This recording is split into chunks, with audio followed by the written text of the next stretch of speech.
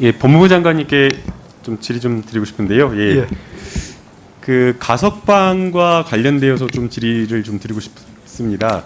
그 최근에 이제 가석방 기준이 좀 바뀌었다, 완화가 되었다라고 하는데 이게 어떤 특정인을 두고 이렇게 된 것은 아니라고 생각이 되는데 그 이유가 왜인지 좀 알 수 있을까요?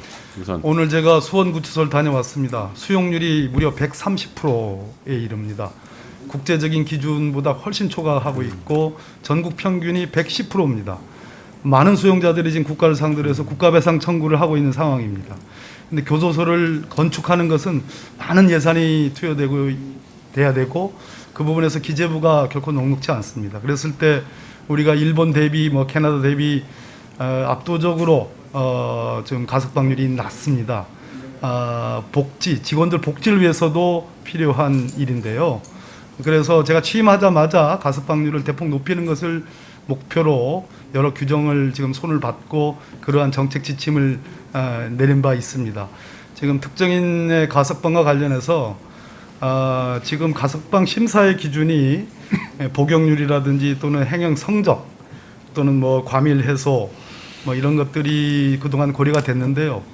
우리 형집행법 시행규칙에 의하면 소위 사회의 감정을 심사하도록 되어 있습니다.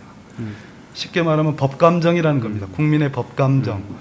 이 부분이 저는 가석방 심사위원회에서 저는 어떤 특정인을 위한 것이 아니라 이러저러한 많은 유형의 대상자들이 올라올 때 사회적 평가 또는 공익 또는 다른 표현을 하면 법감정 이런 부분에 대한 심사도 기준에 넣어서 다뤄져야 한다고 생각을 합니다. 그 가석방 기준이 이번에 완화된 것은 결국에는 어떤 특정인을 염두에 두고 바뀐 것은 아니고 결국에는 이제 과밀화된 것을 좀 해소하고 그리고 기존의 어떤 잘못되었던 여러 가지 가석방 제도를 좀 합리화하기 위한 그런 어떤 이유였다라고 이렇게 이야기하면 될까요? 네, 복불복이라는 측면도 있고 들쑥날쑥한 기준도 있고 여러 가지 있습니다. 그래서 가석방 심사위원회에서 다양한 심사 기준들, 인자들을 개발하고 그 부분에 대한 충실한 심사가 전 이루어지기를 기대하고 있고 그런 규정의 어떤 개정이라든지 이런 것들은 제가 취임하자마자 쭉 진행되어 온 것이지 특정인을 위한 그런 것은 아닙니다. 네, 1분만 더 줄 수 있습니다. 네.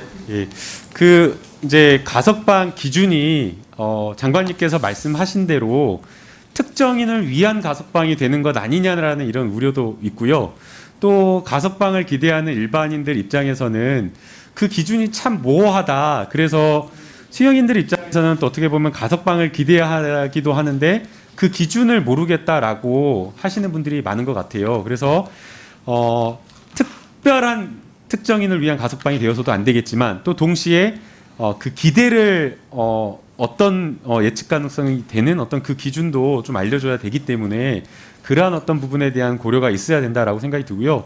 또 특별히 이번에 그 가석방 같은 경우에는 재벌 총수에 대한 어떤 가석방이 심사 대상에 올라 있는 그런 상황이기 때문에 국민들이 생각하는 엄정하고 엄격한 공정한 어떤 법 집행이라고 하는 그러한 어떤 법 감정을 충분하게 고려해서 가석방 심사가 이루어져야 된다라고 생각이 됩니다. 이 부분에 대한 법무부 장관님의 의견을 좀 듣고 싶습니다. 제가 일선에 법무부 장관으로 취임하니까 가석방만큼 장관의 구체적이고 직접적인 영향력이 없는 제도도 참 없다라는 생각을 갖게 됐습니다. 이 법무부 장관이 구체적인 어떤 가석방 여부에 대해서 여하에 대해서 관여할 여지가 거의 제로에 가깝습니다. 차관을 위원장으로 한 내 외부위원들이 심사위원회를 구성하고 있습니다. 제가 바라건대 이번 앞으로도 마찬가지입니다만 심사를 함에 있어서 다시 아까 드린 말씀인데요.